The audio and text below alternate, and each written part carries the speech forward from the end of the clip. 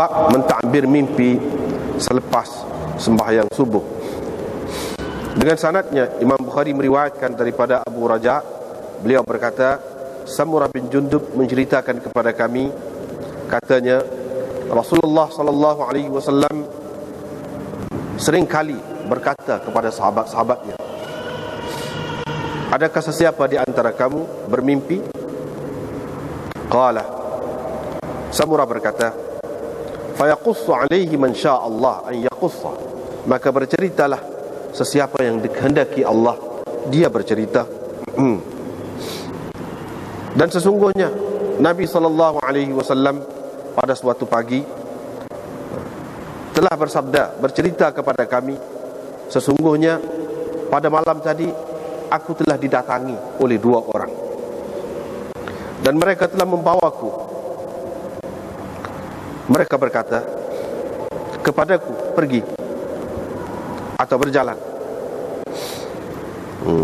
Aku pun berjalan bersama mereka berdua, dan kami sampai kepada seorang yang sedang terbaring dan yang seorang lagi berdiri di hadapannya dengan satu batu besar.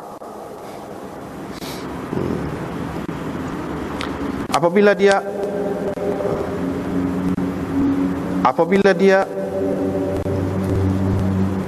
yahwi bis sakhrah, menghempapkan batu itu di kepalanya, pecahlah kepalanya dan bergoleklah batu itu. Yang memukul tadi mengikut batu lalu mengambilnya. Belum lagi sempat dia sampai kepada orang yang dipukul tadi, kepalanya yang pecah itu sudah pun sembuh kembali, sia semula seperti mana asalnya. Kemudian dia kembali kepadanya, melakukan seperti yang telah dilakukannya terhadapnya pada kali yang pertama. Qala, Nabi SAW qala, perawi berkata, yani siapa? Samurah ni. Qultu, dia kata Nabi SAW bersabda, qultu, saya pun kata kepada mereka berdua, subhanallah, apa cerita mereka berdua ni? Ma hadhan, apa cerita mereka berdua ni? Qala li, Nabi SAW bercerita, kata perawi di bawahnya, Samurah. Qala li, mereka berdua berkata kepadaku, pergi, jalan lagi. Qala, Nabi SAW bercerita, kami pun berjalan, lalu sampai kepada seorang yang sedang terlentak, mustalqin liqafahu, terlentak. Dan ada pula seorang lagi berdiri dekatnya, bikallub min hadid, dengan satu cangkuk daripada besi. Dan orang itu datang ke sebelah, ke salah satu mukanya, ke sebelah muka orang tadi. Fayusharshiru shidqahu, lalu dibelahnya shidqahu, tepi bibir ini, ujung bibir, dibelahnya sini, dibelahnya hingga ke lehernya sampai ke belakang, dan hidungnya dibelahnya hingga ke belakang, dan matanya tepi ini dibelahnya hingga ke belakang. Qala, perawi berkata, wa rubbama qala Abu Raja, yang perawi di bawah pada Samurah tu, kadang-kadang Abu Raja bercerita, dia kata begini, fayashukku, yani di tempat yusharshiru tadi, dia kata yashukku, dia guna perkataan yashukku, sama saja maknanya, dia membelah. Thumma yatahawwalu ila al-janibil akhar, kemudian dia pergi ke sebelah lagi. Di sebelah ni dia pergi ke sebelah lagi pula, dilakukan terhadap orang itu seperti yang dilakukannya pada sebahagian sebelah muka dia tu. Yang pertama, belum lagi dia selesai melakukan terhadap sebelah yang baru tu, sembuh, terus kembali pulih. Bahagian yang pertama, belah yang pertama, sebelah yang pertama yang telah dibelahnya itu, kama kana, seperti mana asalnya. Kemudian dilakukannya lagi terhadap orang itu, dilakukan lagi terhadapnya seperti yang telah dilakukannya pada kali yang pertama. Qala, Nabi SAW bersabda, qultu, aku pun berkata, subhanallah, ma hadhan, apa cerita dua orang ini? Qala, Nabi SAW bersabda, qala li, mereka berdua berkata, pergi lagi. Kami pun pergi. Kami sampai dekat sesuatu seperti relau, tempat gok, orang kata gok bakar, bata ke apa ke, bakar roti ke, payah roti besar. Qala, perawi berkata, wa ahsibuhu annahu kana yaqul, dan saya percaya, saya ingat dia berkata, fa idza fihi, rupa-rupanya di dalamnya laghatun wa aswat, terdapat bunyi riuh rendah dan bising amat sangat. Laghatun wa aswat, bunyi riuh rendah, gegak bunyi. Qala, Nabi SAW bersabda, fattala'na fihi, kami pun menjenguk ke dalamnya, melihat ke dalamnya. Rupa-rupanya ada di dalamnya orang-orang lelaki dan perempuan yang bertelanjang. Dan mereka dijulang oleh julangan api dari bawah mereka. Apabila api itu sampai kepada mereka dari bawah, bau mereka riuh rendah. Mereka gagal, sibuk. Qala qultu lahum, Nabi SAW bersabda, saya pun berkata kepada mereka, dalam setengah nuskahnya lahuma, apa cerita mereka ini? Qala, Nabi SAW bersabda, mereka berdua berkata kepadaku, pergi lagi. Qala, Nabi SAW bersabda, kami pun pergi sehingga sampai dekat satu sungai. Saya ingat dia berkata, sungai itu merah seperti darah. Rupa-rupanya di dalam sungai itu ada seorang yang sedang berenang. Dan di tepi sungai itu ada pula seorang yang telah mengumpulkan sekian banyak anak batu. Apabila yang berenang itu berenang selama yang dikehendakinya, berenang mayasbah, sekian lama, beberapa lama, dia pun datang kepada yang mengumpulkan batu di tepi itu. Maka orang yang berada di tepi itu pun membuka mulutnya, lalu menyumbat masuk batu ke dalam mulutnya. Fayantaliqu, yang berenang itu terus kembali ke dalam sungai pula dan berenang lagi. Kemudian kembali lagi kepadanya. Setiap kali dia kembali kepadanya, yang berada di tepi itu akan membuka mulutnya, lalu menyumbat batu ke dalam mulutnya. Qala, Nabi SAW bersabda, qultu lahuma, saya pun berkata kepada mereka berdua, ma hadhan, apa cerita mereka berdua ni? Kenapa dengan mereka berdua ni? Qala, Nabi SAW bersabda, mereka berdua berkata kepadaku, intaliq, pergi terus. Qala, Nabi SAW bercerita, kami pun pergi.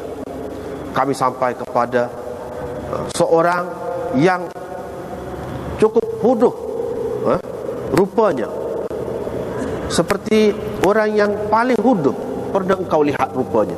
Bagaimana? Dan dekatnya ada apinya, yahushuha, dia menyemarakkan api itu dan berlari di sekelilingnya ataupun berjalan di sekelilingnya. Qala, Nabi SAW bersabda, qultu lahuma, aku berkata kepada mereka berdua, ma hadha, apa cerita orang ini? Qala, Nabi SAW bersabda lagi, qala li, mereka berdua berkata kepadaku, intaliq, intaliq, pergi, pergi. Kami pun pergi lagi. Lalu sampai ke satu taman yang menghijau kehitaman. Di dalamnya terdapat segala macam bunga pada musim bunga. Dan di hadapan taman, di tengah-tengah taman itu, ada seorang yang tinggi, hampir-hampir tidak kelihatan oleh saya, kepalanya menjulang ke langit. Dan saya dapati di sekeliling orang itu ada ramai sekali anak-anak, tidak pernah dilihat seramai itu. Qala qultu lahuma, Nabi SAW bersabda, aku pun berkata kepada mereka berdua, apa cerita orang ini? Dan siapa budak-budak itu? Apa budak-budak itu? Apa cerita budak-budak itu? Qala li, Nabi SAW bersabda, mereka berdua berkata kepadaku, intaliq, intaliq, pergi lagi, pergi lagi. Qala fantalaqna, Nabi SAW pun berkata, kami pun pergi lagi, sehingga sampai ke satu taman yang sangat besar. Tidak pernah kulihat satu taman yang lebih besar daripada itu dan lebih cantik daripadanya.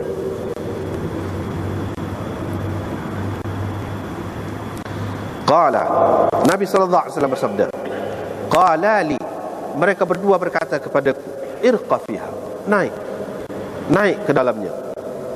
Qala, Nabi SAW bersabda, kami pun naik dan sampai ke satu bandar yang dibina dengan anak-anak batu daripada emas, dengan ni batu bata, labin itu batu bata daripada emas dan daripada perak. Kami pun sampai ke pintu bandar itu, lalu meminta supaya dibuka pintunya. Maka dibukalah pintunya untuk kami, dan kami masuk ke dalamnya. Kami disambut di dalamnya oleh orang-orang yang separuh kejadian mereka ialah seperti orang yang paling cantik yang pernah engkau lihat ataupun yang dapat engkau bayangkan, dan separuh lagi paling huduh, dalam rupa paling huduh yang dapat engkau bayangkan.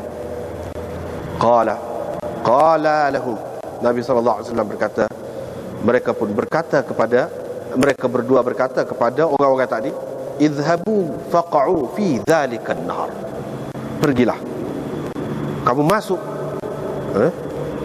kamu menyelam dalam sungai itu.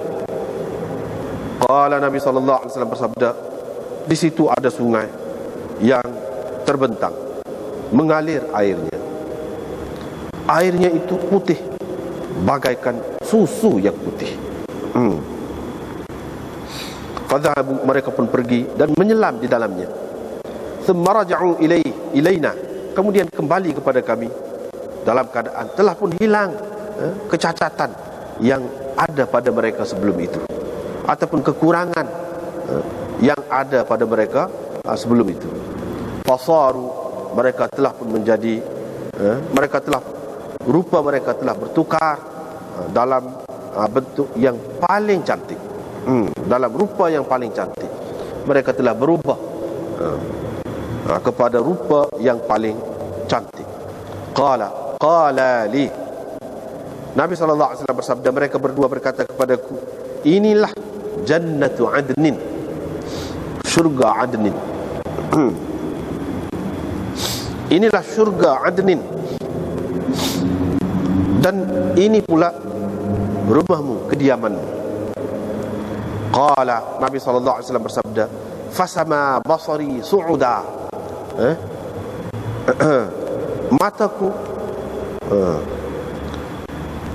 mataku memandang kepada ketinggiannya.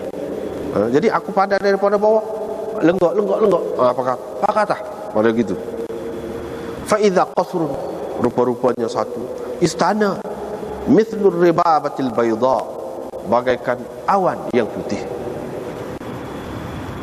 qala li, mereka berdua berkata kepadaku, itulah ataupun inilah kediaman. Qala, Nabi SAW berkata, qultu lahuma, aku pun berkata kepada mereka berdua, semoga kamu berdua diberkati Allah, biarkan aku memasukinya, biar aku masuk ke dalamnya. Mereka berdua pun berkata, sekarang tak boleh, tetapi engkau nanti akan masuk. Qala, Nabi SAW bersabda, qultu lahuma, saya berkata kepada mereka berdua,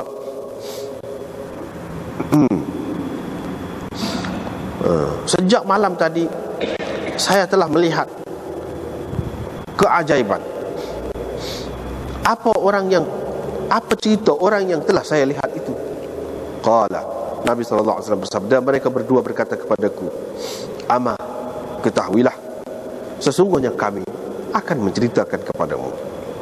Adapun orang yang pertama yang kau sampai kepadanya dalam keadaan kepalanya itu dipecahkan, itu ialah orang yang mengambil Al-Quran lalu meninggalkannya.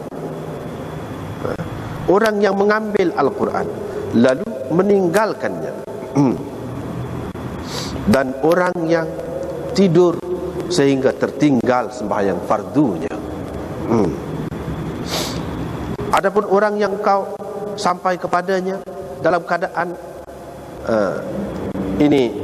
tepi mulutnya dibelah sampai ke belakang tengkuknya itu, dan hidungnya dibelah sampai ke belakang tengkuknya, dan matanya hingga ke belakang tengkuknya itu, itulah orang yang kesana kemari, keluar dari rumahnya, kesana kemari, membuat dusta, sehingga dustanya itu sampai ke seluruh dunia, sampai ke serata tempat.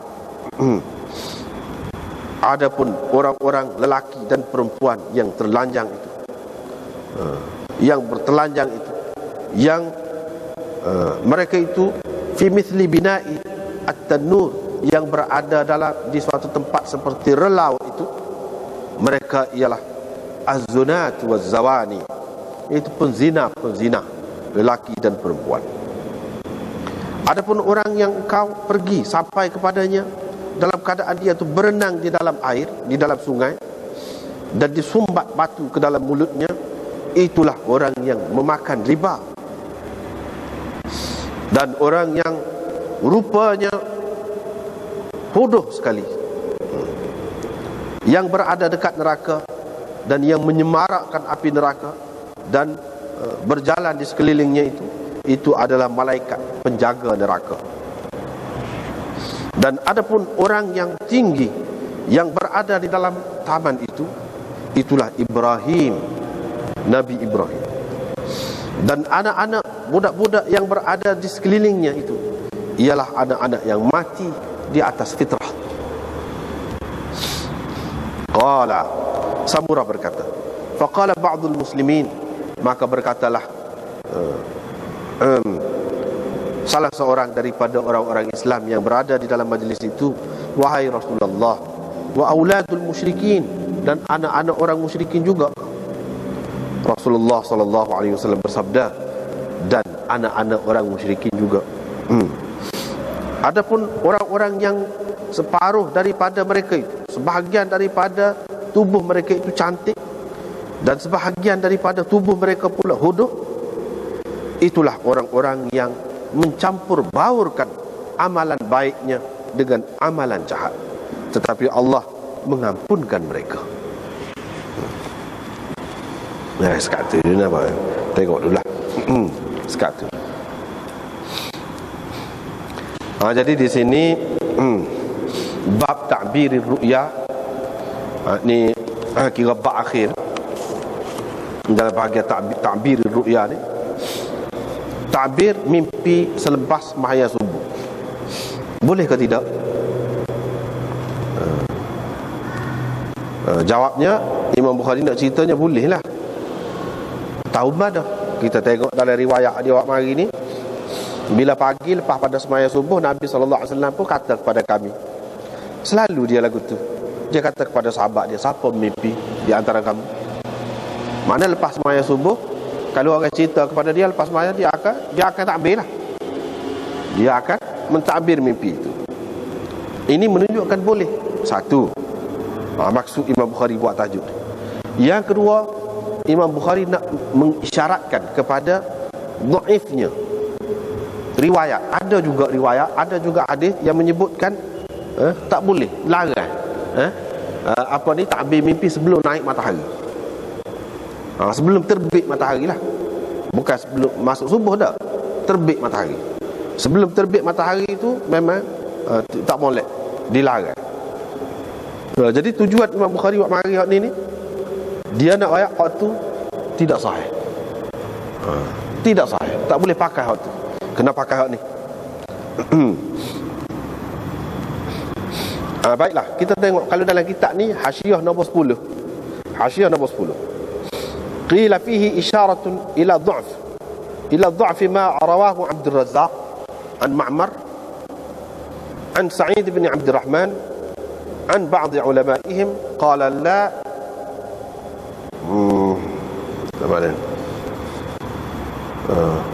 qala la tukhbirha hatta tatlu' asy-syams. Ini ada dalam Musannaf Abdul Razzaq. Ini riwayat. Dia kata jangan cerita mimpi itu selagi tak terbit matahari, selagi tak naik matahari. Imam Bukhari nak isyarat kepada hak tu dhaif.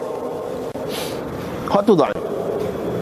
Lepas tu Imam Bukhari ada juga meriwayatkan daripada Abdul Razzaq ni dalam kitab dia ni.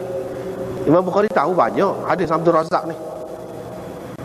Dan banyak juga hadis dia mari. Tapi hak ni dia tak ambil. Dia tak ambil. Dia tahu, kira-kira dia tahu. Dia isyarat saja. Mana isyarat gini lebih berarti lagi daripada kata dalam kitab tu. Sebab kalau kata dalam kitab tu boleh jadi kalau dalam kitab lain. Sebab itu Imam Bukhari dia tidak sebut kitab, dia sebut hadis. Dia isyarat. Tak kira lah duduk mana. Hadis tu tidak sahih. Satu maksud dia. Yang kedua, dia beradab. Dia tidak kata dalam kitab tu. Mana boleh jadi kerah tu seseolahnya pengarang dia tu dengan sengaja ataupun dengan maksud memang nak sebarkan hadis yang dhaif ke ataupun yang palsu ke, maka berat kalau lagu tu. Boleh jadi pengarang-pengarang sebelum Imam Bukhari, kerja dianya ialah mengumpulkan hadis saja. Untuk menyemok hadis itu, dia serah kepada orang lain. Dia kumpul dulu. Dengan sebab itu kita tak boleh kata selalu kalau kita dapati ada hadis-hadis yang maudhu', bahkan hadis dhaif pun dalam kitab-kitab ulama, kita tak boleh kata selalu dia ni gini. Tak boleh. Sebab apa? Banyak kemungkinan itu. Kemungkinan dia tidak tahu, dia tidak sedar. Sedangkan mana kalau orang tu dengan sengaja berdusta atas nama Rasulullah, berat tu. Sampai Imamul Haramain kata jadi kafir dia kalau sengaja hadis palsu.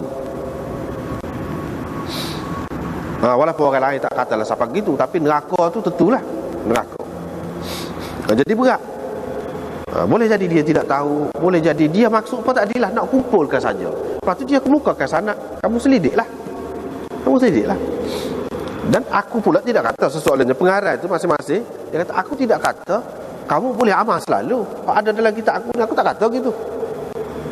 Cuma kumpulkan saja. Kamu kena selidiklah pula. Selidik. Aku hanya kumpulkan. Nak kumpul secara tu pun bukan main payah. Sebab apa? Pada masa tu kitab-kitab ni belum ada lagi.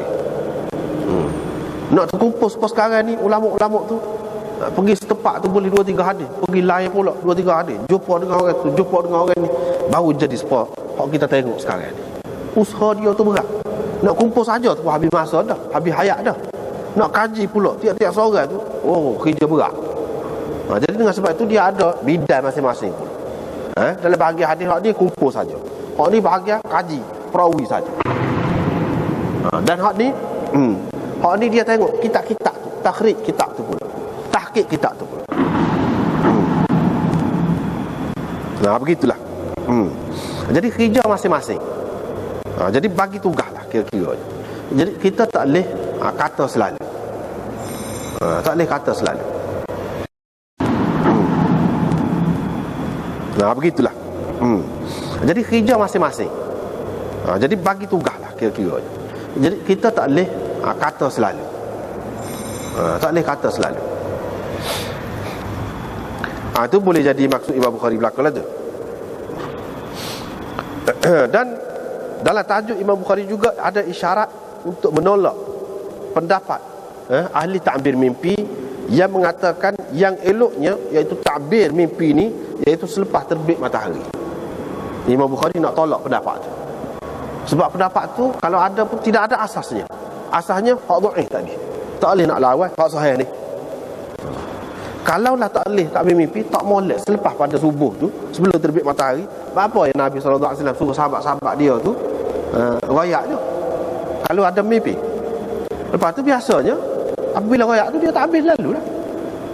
Mungkin sampai kau terbit matahari, ataupun tak ada sampai ke masa tu, rekah je. Ini menunjukkan dalam hadis yang sahih tak apa. Bahkan sebenarnya lebih baik lagi. Cepat-cepat. Sebab apa? Kalau lambat boleh jadi terlupa. Boleh jadi terlupa. Jadi kalau ketika, sebab biasanya mimpi ni malam, boleh jadi mimpi tengah hari pun boleh jadi juga. Tapi biasanya mimpi ni malam. Bila malam, bangun subuh tu lah. Cepat masa ingat je, dan tidak terlupa lagi. Sebelum terlupa boleh cerita pada masa tu. Sebab itulah Nabi SAW pun pada masa tu dia ta'bir mimpinya. Walaupun ada juga pada masa lain. Ini dia kata hak biasa, sering kali begitu. Itu yang kedua. Yang ketiganya kita dapati di sini daripada hadis ni, hak dalam adalah habis dah hak tajuk tu. Hak dalam ni Samurah kata Nabi SAW sering kali begitu keadaan. Dan ini menunjukkan hebat Nabi SAW tu dalam ilmu ta'bir mimpi juga. Hebat. Kalau Nabi Yusuf terkenal dengan kehebatan, bahkan ia menjadi satu mukjizat dia. Mukjizat dia iaitu ta'bir mimpi. Maka Nabi SAW tidak kurang. Sebab apa? Orang hak mari itu macam-macam tu. Dan dia ta'bir. Setiap orang ta'bir tu tak ada hak Nabi SAW ta'bir tak ada tepat. Tak ada. Tak ada seorang pun sahabat kata dia ta'bir tu jadi lagu lain. Tak ada. Tepat. Ada kalanya hak dia ta'bir tu berlaku semasa hayat sahabat-sahabat. Ada kalanya tak. Zaman kita ni pun tak ada lagi hak ta'bir. Lama masanya. Ada kalanya puluh-puluh tahun kemudian baru berlaku ta'bir tu. Hak dia ta'bir tu akan berlaku. Tapi banyak di antaranya yang berlaku semasa tu juga. Sahabat-sahabat boleh tengok sendiri. Hak Nabi SAW ta'bir tu memang tepat. Bagaimanalah orang yang hidup di zaman Nabi SAW ni, kalaulah dia tu hati bersih, ikhlas, tak ada kepentingan duniawi lah kita kata, dia tak saya terima Nabi. Tak pernah sabar. Kalau tengok kok mana-mana sekalipun, kalau tengok kelebihan ni saja berpadan dah.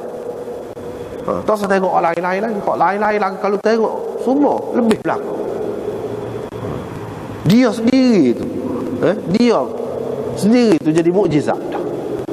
Melebuhkan orang dah. Kita ni hanya boleh tengok Quran dengan hadis. Hak tu pun banyak juga kita tengok tepat hak dia kata dalam Quran dan hadis. Tapi sekali dengan dia kita tak ada tengok. Orang-orang hak di zaman dia. Macam mana tidak boleh beriman? Sebab itulah berat. Orang pada masa itunya kalau tidak beriman lebih berat daripada orang lain, kena seksaan. Sebab apa? Sebab Nabi SAW sendiri yang menyampaikan Islam itu. Jadi kita nak kata dalam keadaan tidak sempurna ke, ada hak tak kena ke, mana-mana tepat dalam dakwah dia, tak ada kemungkinan itu. Kalau orang lain boleh jadilah. Jadi tak terima juga. Nampaklah mana degil sangat. Itu ini pengajaran. Baiklah. Apa yang diceritakan di sini, Nabi SAW cerita hak dia sendiri mimpi. Lepas tu kita kata hak ni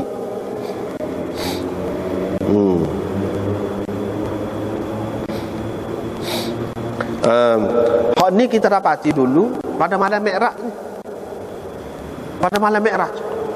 Jadi ini apakah termasuk dalam bab mimpi? Kalau dalam Mi'raj tu bukan mimpi dalam keadaan sedar pergi. Bapa Imam Bukhari buat mari hak ni dalam bab mimpi.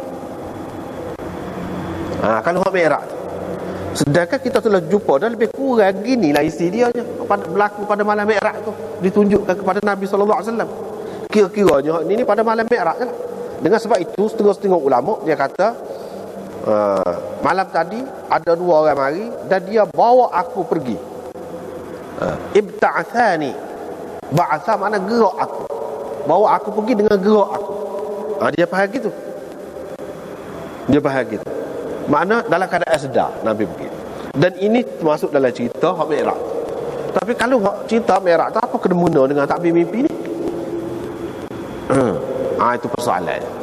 Dengan sebab itu setengah-setengah ulama kata dak, hak malam Mi'raj tu suku. Hak ni hak mimpi.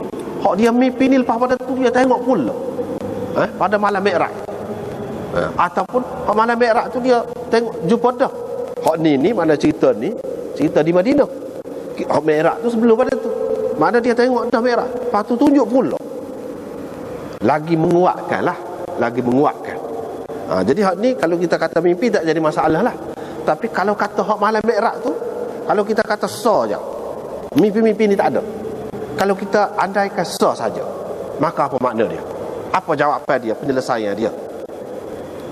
Jawapannya ialah hak Nabi SAW tengok pada malam Mi'raj itu pun, hak dia tengok tu tunjuk di alam misal juga. Supaya dalam mimpi tu alam misal juga. Semua orang tu dalam keadaan tidur. Ada kalanya Allah SWT tunjuk pada seseorang tu perkara yang berlaku di alam misal dalam keadaan dia sedar. Yang ini seperti Nabi SAW yang perlu ditakbir berlaku. Mana perlu ditakbir, ini sebab apa, ini sebab apa. Serupa dengan mimpi juga. Serupa dengan mimpi juga keadaannya. Dengan sebab itu dia masuk dalam bab ni.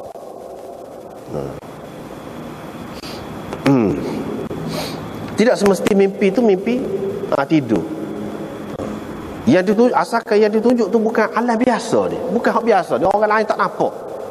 Tidak berlaku di alam biasa dia, orang lain tak nampak. Tetapi benda tu benar-benar menggambarkan sesuatu keadaan. Begitulah yang akan berlaku. Kalau orang buat gini, begitulah yang akan berlaku. Serupa dengan takbir mimpi juga. Kalau kita kata ambil hak malam Mi'raj. Kalau kita tidak ambil hak Mi'raj, kita kata mimpi. Dan hak itulah pada adanya hak tu lebih kuat lagi. Hak ni cerita hak mimpi.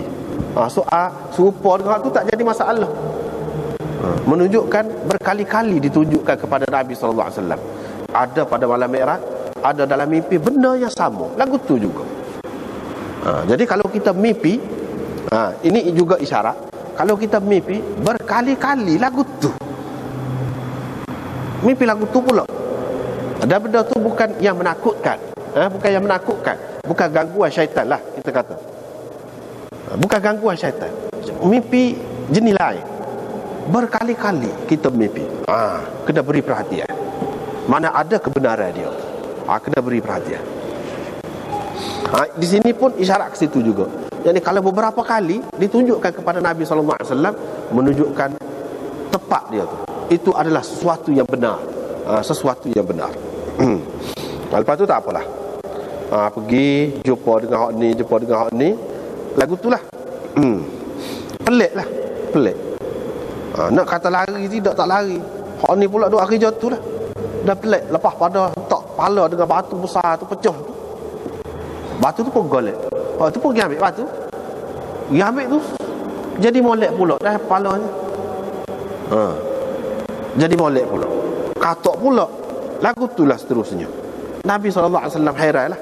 Dia pun kata, mahadhan, apa cerita dua orang ni? Jadi kita kata mahadhan. Itu kalau dalam bahasa Arab kita kata man hadha. Man anta. Kalau man anta, ana sebut nama. Tapi kalau ma anta, itu makna dia tanya kerja kita tu. Ma anta, ana mudarris. Misalnya saya guru.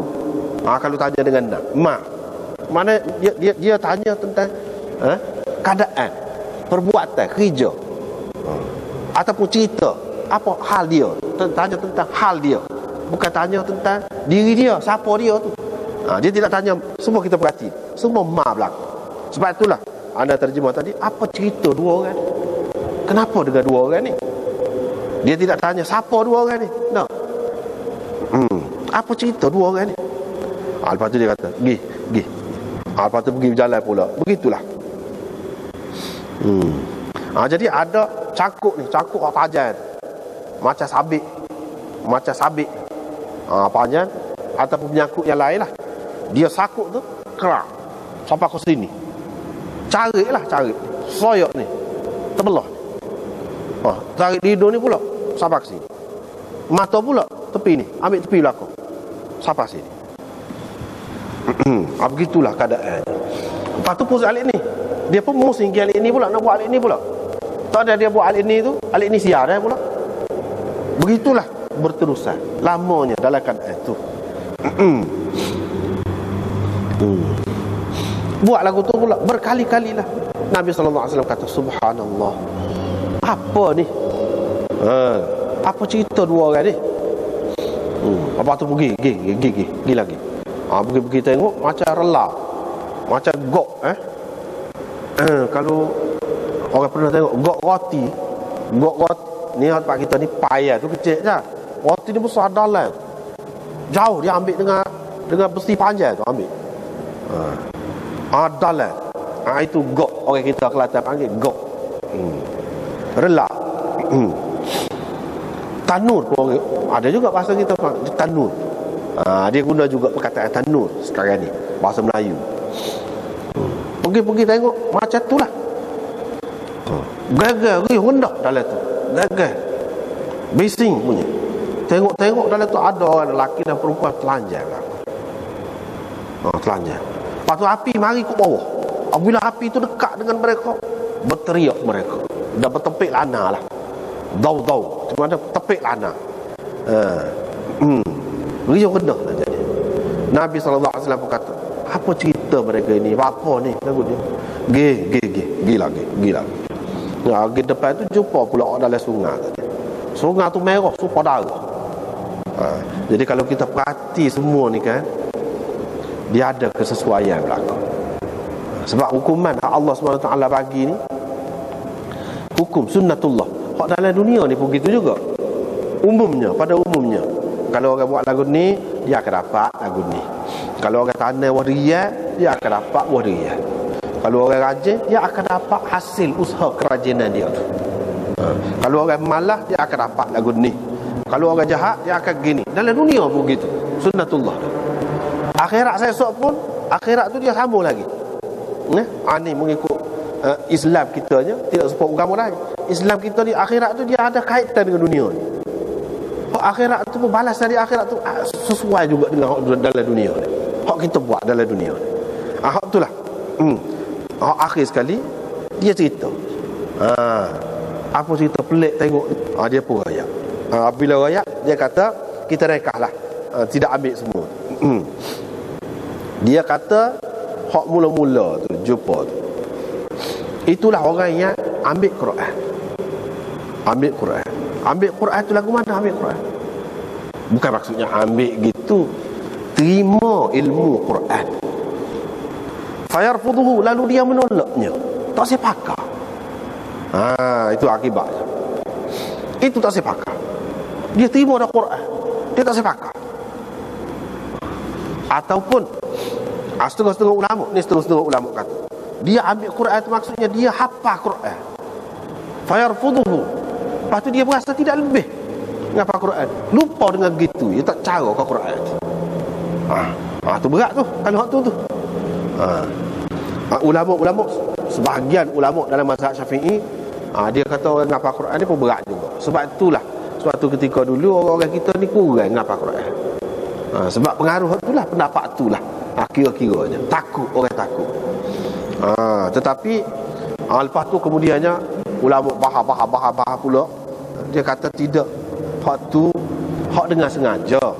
Dan hak semua sepakat ulamanya ambil Quran ni, terima ajaran Quran, tahu ajaran Quran, lepas tu tak sepakat. Lagu tu bukan maknanya hafal Quran lepas tu terlupa dengan tidak sengaja. Baca semua tapi dah terlupa, tak termasuk hak tu.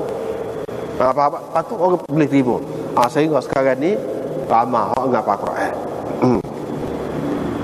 Tak apalah. Dua makna. Belajar Quran, faham Quran, tahu dah hak Quran ajar di molek, tapi tak sih semacam hak lagu ni. Apa makna? Hak ni lah. Hak apa ni batu tadi tu, katak dengan batu. Sebab apa? Ini tidak layak ada kepala orang lagu ni. Tidak kayak otak kan, kita mikir dengan otak. Akal kita pusat dia je otak. Jadi tidak layak ada otak. Pada peracur otak. Tak erti menilai. Kira-kiranya orang kalau ada akal, ada otak, dah tahu dah benda molek, terimalah apa yang tolaknya, apa yang tak saya pakainya, dah belum molek. Balasan dia dah tak saya sangat, tak saya pakai otak ni, biar tak ada lah, biar hancur, biar hancur semacam. Itu balasan dia. Wa yanamu 'anis salatil maktubah. Ni dan tidur anis salatil maktubah, dengan meninggalkan sembahyang fardu.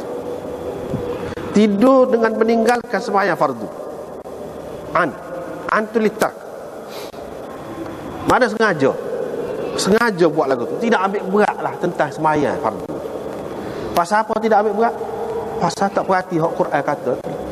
Tak perhati hak Quran kata. Tak ambil berat, tak berasa takut hak Quran kata. Jadi sembahyang pun tak jaga. Jadi sehingga tidur ikut serong. Ini akibatnya. Sepatutnya orang yang ada Quran itu, dia jagalah sembahyang.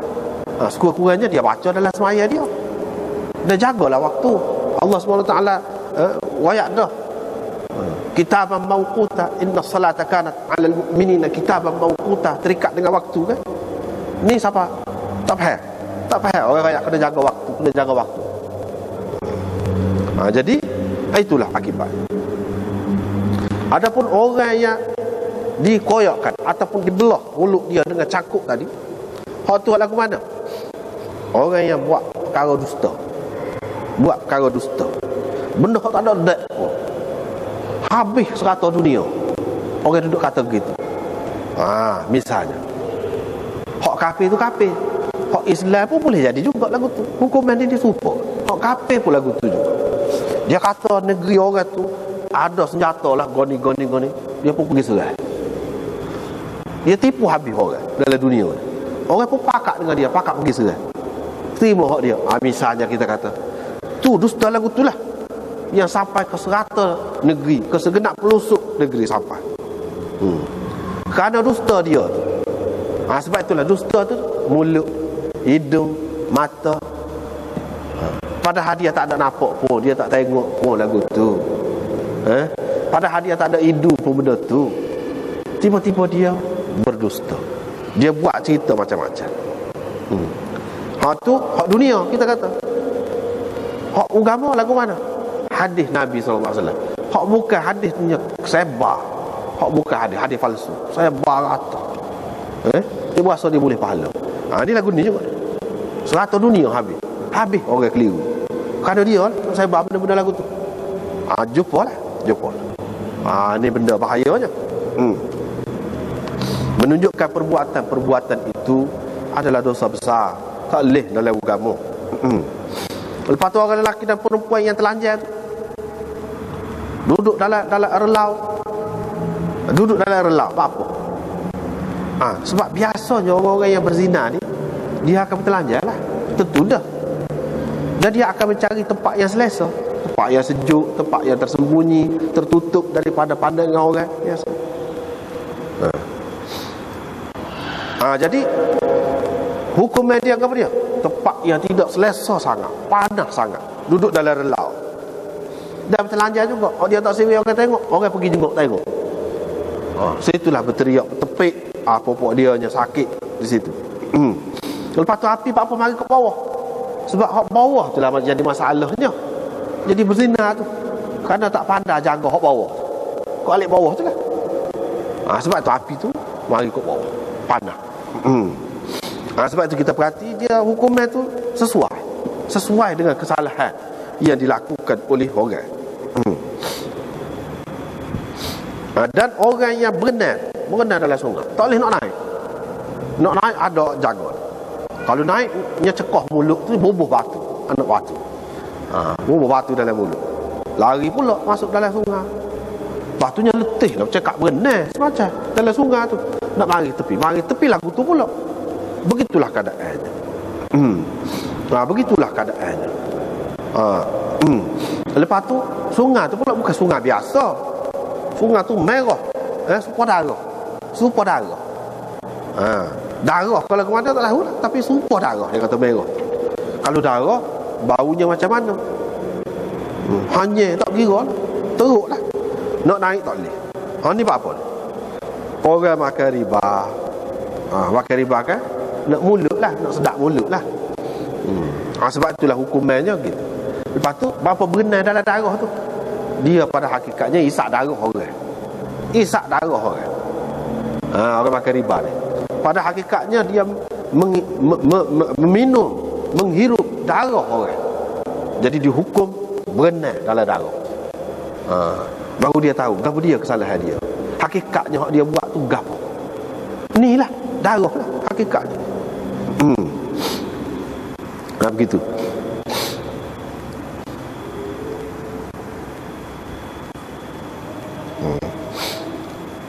Orang makan riba. Dan orang hak bodoh sangat rupa dia, hak duduk dekat neraka bodoh. Siapa dia? Itulah penjaga neraka. Jadi penjaga neraka, malaikat dia tu bodoh. Tengok dia tu pun takut dah.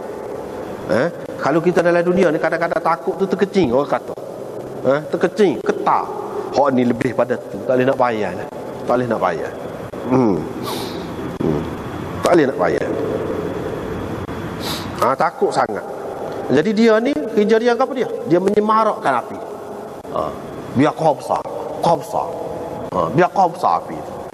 Biar hidup semua api. Itu kerja dia. Gi mari kau kawasan tu. Gitulah. Dalam keadaan ada penjaga yang macam tu, apabila orang masuk neraka nak lari lagu mana? Nak lari lagu mana? Itulah. Kalau dalam dunia ni masuk jail pun orang tak sedar. Susah. Pas masuk neraka pasal benda tak nampak lagi lah, tu jadi tak takut. Tu jadi tak nampak. Padahal contoh-contoh banyak dah dalam dunia ni. Tuhan bui nampak orang sakit lagu mana, orang sesa lagu mana, orang sedih lagu mana.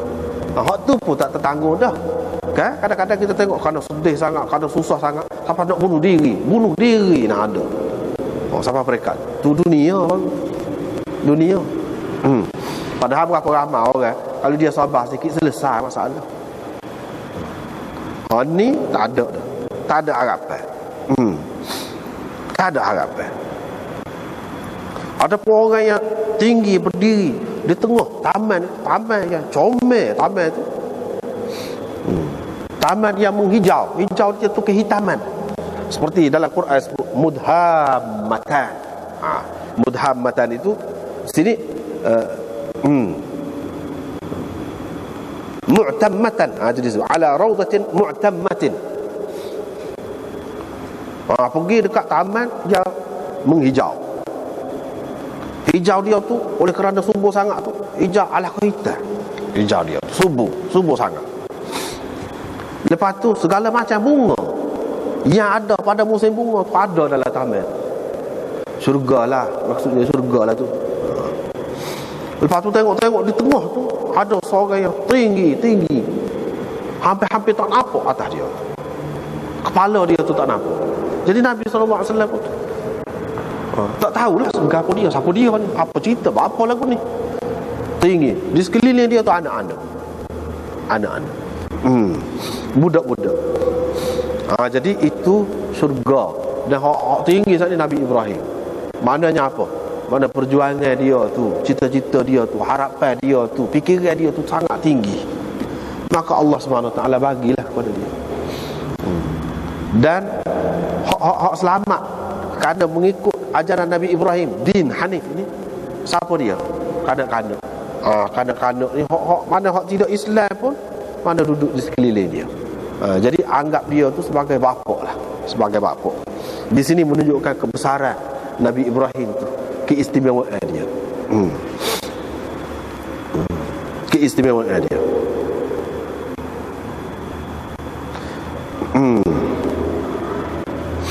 Lepas tu Nabi SAW masuk pula. Tengok. Ni pun dalam syurga lah. Satu bandar. Bangunan-bangunan dia tu anak bata-bata dia, batu-bata dia. Emas perak. Bukan batu-bata dunia. Emas perak. Jadi bila masuk tu tengok ada di sini ni kira-kira ni syurga ke tidak? Kalau syurga tak masuk lagi pokok ni. Ditunjuk satu tempat lah. Satu tempat lah. Sebab tu kata alam mithal. Tengok orang-orang yang sebahagian daripada tubuh dia boleh jadi bahagian atas comel, bahagian bawah tak comel. Boleh jadi bahagian bawah comel, atas tak comel. Ataupun sebelah comel, sebelah tak comel. Lagu mana? Tak boleh nak bayar lah huduh tu. Dia kata kalau hak comel tu hak kita boleh bayar setara mana comel setara tu. Kalau kita bayar hak dalam dunia ni, alik ni comel, sebelah ni comel, sebelah ni kerakor. Lagu mana? Hak paling huduh, paling menakutkan hak sebelah lagi. Katakanlah dia kata sebahagian tak tahulah sebelah ke atas bawah ke tak tahulah, tapi sebahagian. Lagu tu lah. Terkejutlah tengok macam mana lagu. Tiba-tiba disuruh pergi nyelai dalam sungai. Bila pergi nyelai tu tubik mari. Molek dah, comel dah jadi. Jomel dah, tidak jadi seperti tadi. Ni orang-orang yang masa hidup dia ada buat molek, ada buat tak molek. Khalaqu amalan salihah wa akhara sayyi'ah. Dalam Quran pun ada tu. Dalam Quran pun ada sebut. Orang yang sebahagian amalannya molek, sebahagiannya tak molek. Jadi bercampur baur, ada molek, ada tak molek. Ini menunjukkan bahawa hak tak molek tu tak boleh buat ke mana-mana. Sebab dia ada kesan dia. Ada akibat dia.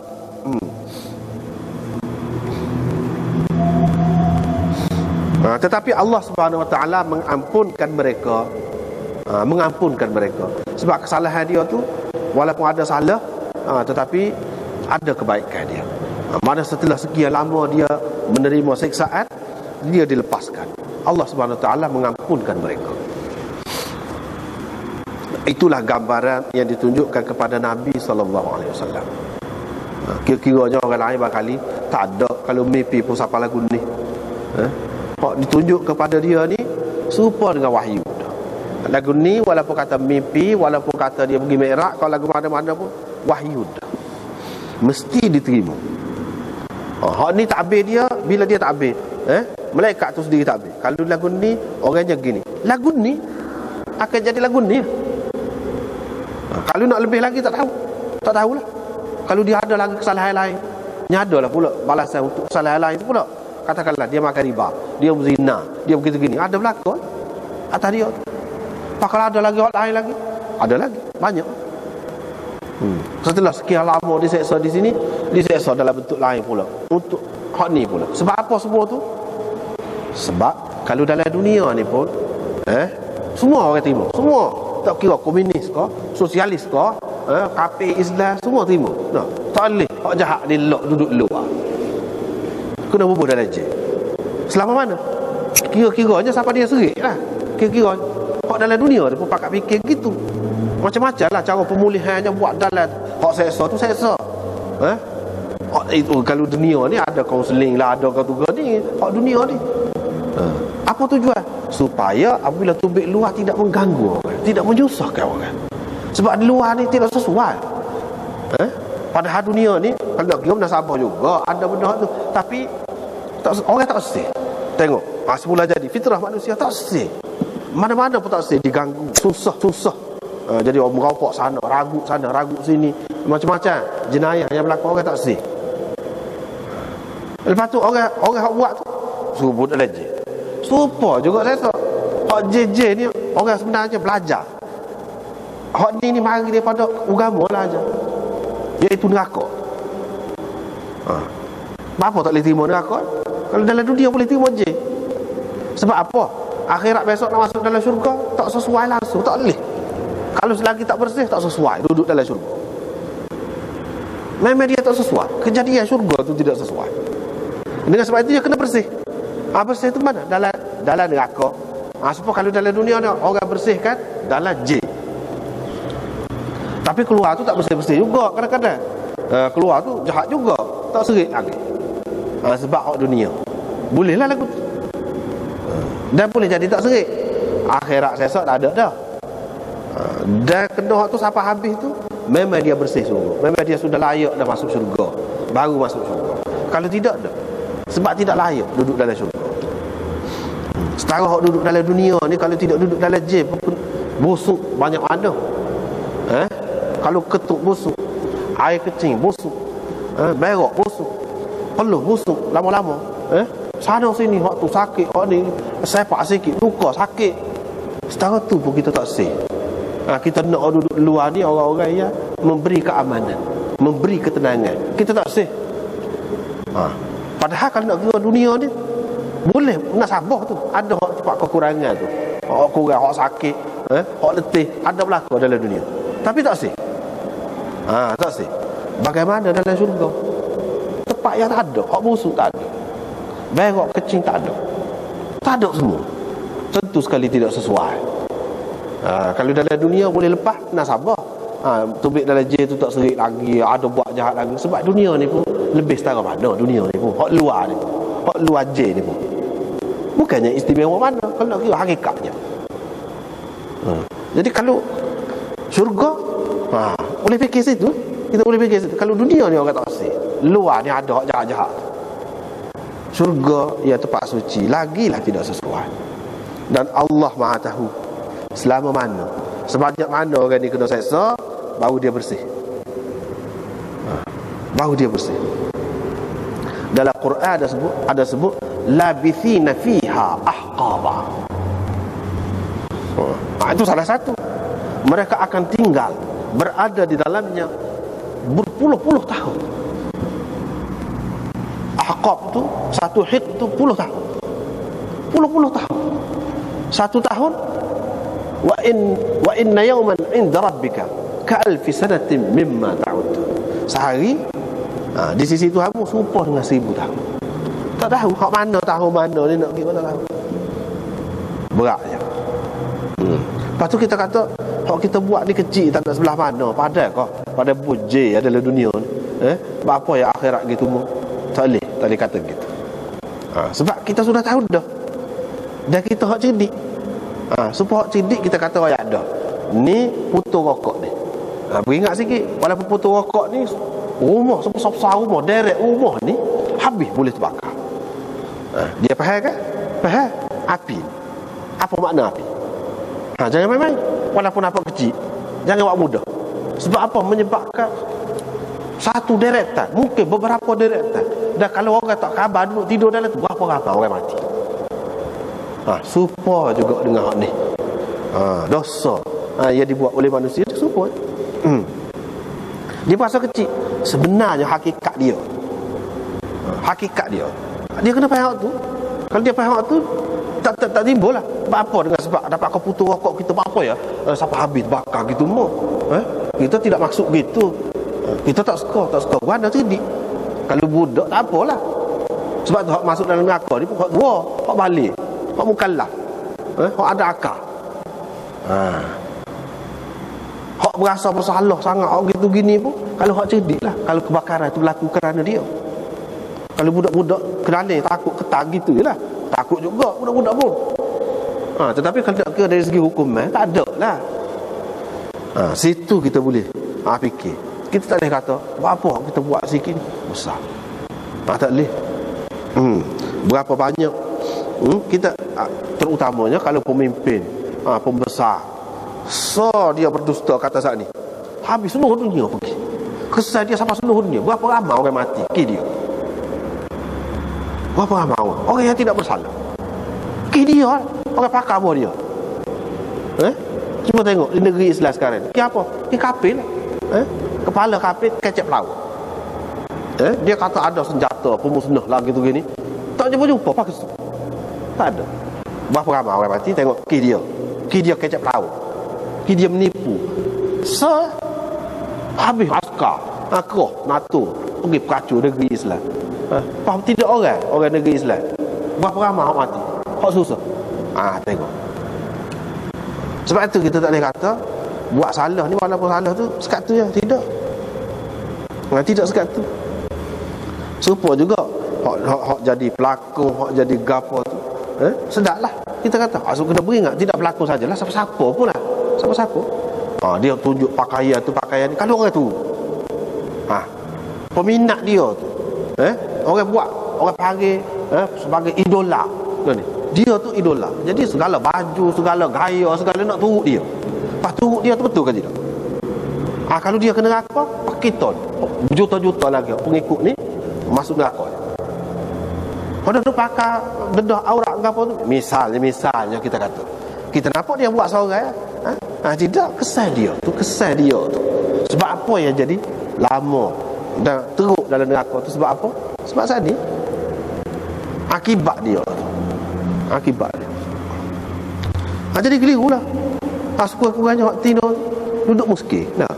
Alah, aku pun ada rambut comel juga, tapi tak boleh nak buka. Jadi keliru. Nak jadi seperti tu. Seperti dia tu boleh dah rambut kan, sekali rambut lagu ni kan, sekali rambut lagu ni nak. Tak ada pasal-pasal tu mengganggu perasaan orang.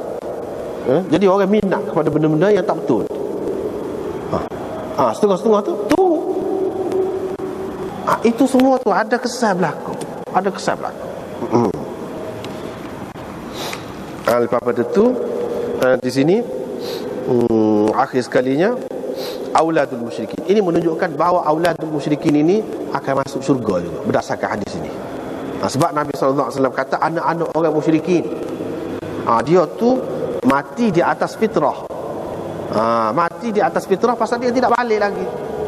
Bila dia tidak balik masuk syurga ni duduk di sekeliling Nabi Ibrahim tadi dalam taman yang comel tu, tak kena neraka lagu tu. Ini menunjukkan bahawa anak-anak orang kafir yang tidak balik lagi, dia tak ada kena-mengena dengan ibu bapa mereka. Setelah dia balik, dari segi hukuman dunianya, ya. Sebab tu dalam hadis, setengah-setengah hadis tu kita tengok anak-anak orang kafir ni dia mengikut ayah. Mengikut ayah tu dari segi mana? Dari segi hukuman dunia. Maknanya kalau ayah dia mati, ayah dia tu kafir, dia mati lagu mana? Tak ada kubur dia. Ni pun tak ada kubur cara dia lah dalam dunia. Mengikut ayah, kita kira dia tu sebagai kafir lah dalam dunia. Tapi di sisi Allah tidak. Bukan kafir hak kata masuk dalam neraka tu kena seksa tu, tidak. Tak termasuk tu. Sebab dia tak ada buat salah. Dia tak ada buat salah. Lepas pada tu akhir sekali tajawazallahu anhu. Situlah. Dan ini habis bab ni Imam Bukhari kan seperti kita maklum dia ada bara'ah ikhtitam dia. Dia ada isyarat kepada tamat setiap kitab. Dan tamat itu menunjukkan berarti sekali, iaitu duduk mana? Tajawazallahu anhu. Allah mengampunkan mereka. Allah ampuni mana? Bahawa itu mati. Barulah nampak besar setara mananya makna keampunan Allah itu. Kalau kita selagi duduk dalam dunia ni, orang kata kalau buat kau ni Allah ampun dosa, tak nampak. Ampun tu bila mati. Jadi kena ingat mati. Selain daripada itu, kalau kita perhatikan semua dalam bab ni kan, semua ni cerita alam bisa alam lain berlaku. Bila alam lain, kita kena ingatlah bahawa kita akan pergi suatu hari nanti ke alam yang lain. Kita akan mati, pergi ke alam yang lain. Ini adalah sebahagian yang kecil daripada perjalanan kita. Satu stesen saja, nak pergi lagi. Jadi kita mengharapkan sangat Allah Subhanahu Wa Taala mengampunkan kita. Kalau dia tidak ampun, kita dalam keadaan serba kurang, dalam keadaan lemah ni, boleh jadi banyak kekurangan, banyak kesalahan, banyak dosa, maka beratlah kita. Sekurang-kurangnya kalau kita jadi hak saat ni khalatu amalan salihah wa akhara sayyi'ah, ni pun berat dah. Tak salah. Tetapi kalau Allah Subhanahu Wa Taala ampunkan mereka daripada dulu lagi, ampun. Tak berlaku ni, tak berlaku. Hak ni Allah Subhanahu Wa Taala ampunkan kemudian. Kemudian Setelah dia menjalani hukuman dulu. Setelah dia menjalani hukuman dulu, kita sudah jumpa dah kan dalam hadis syafaat gapo, orang tu syafaat, orang ni syafaat, akhir sekali Allah SWT sendiri yang mengeluarkan daripada neraka. Wallahu a'lam wa akhiru da'wana.